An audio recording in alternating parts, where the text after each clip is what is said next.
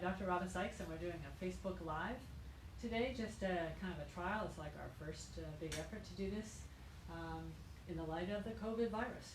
You know, let's try to do some stuff where you don't have to come in. You can still ask your questions. We're doing little discounts. So that's what we're going to be doing from now on until we can get together safely. So anyway, Dr. Robin Sykes, plastic surgeon here in Jupiter, Florida for over 30 years.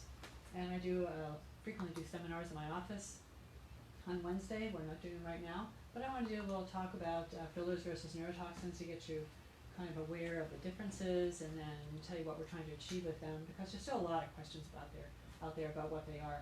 What's a neurotoxin? So we have Botox. Everyone's heard of that. And there's actually like 4 other new ones now, newer ones, Dysport and Xeomin and Jeuveau. And there's more coming. So these are all in the category of neurotoxins. And what they're doing is they're going to actually paralyze the little muscles of your face. At least that's what we do as plastic surgeons. They're using for other uses as well, but our area is going to be a cosmetic reason. And so what we're trying to do is to paralyze the muscles that cause the lines.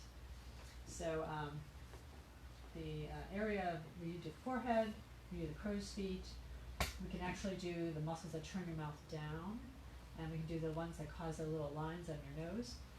And that would all be uses for these products. They all work between 3 and 6 months probably. After that, basically it paralyzes the muscle, nerve-muscle junction, and then the nerve grows back, and that's why the effectiveness disappears. So then you have to come back and do it again. So I love this stuff, as pretty much everyone in my office does. And see what it does is it, help take care of those lines, get rid of those things. Okay, a little bit about fillers. So what do we do with fillers? So, we're talking mainly facial fillers here, although again, they can be used in other areas. Today we're talking about the face.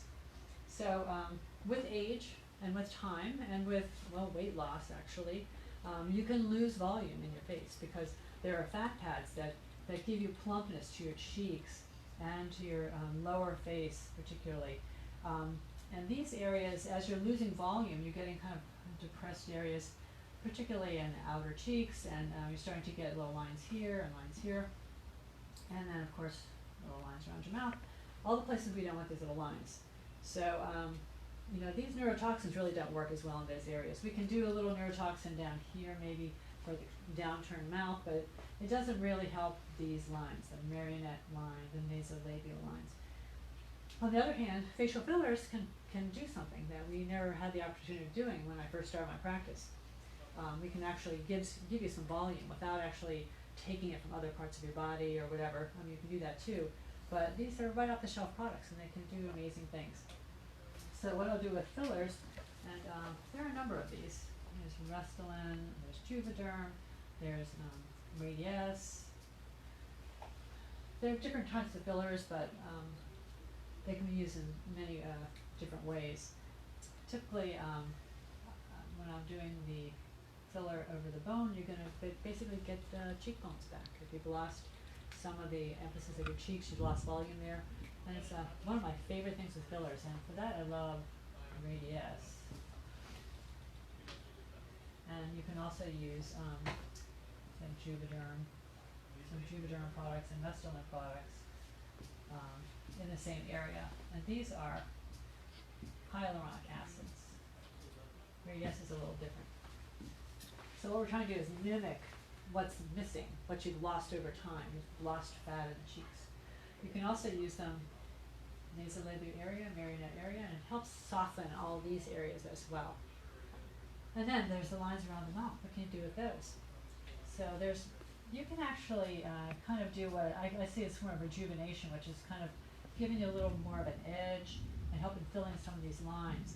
But you can do other things too. You can also, there's some really cool techniques where you actually can change the configuration from a thinner lip, where you're actually putting kind of filler in here and giving you what looks like wider lips without actually making them going this direction. They're just going a little this way instead of this way. Which I think most of my patients, they come and they say, I don't want to look like my lips enter the room before I do. So that's kind of what we're doing with that, trying to give you a little wider lip without looking weird.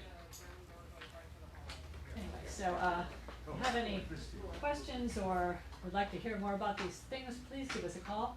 My office's number is 746-9400, it's area code 561. Or you can go to our website, jupiterplasticsurgery.com.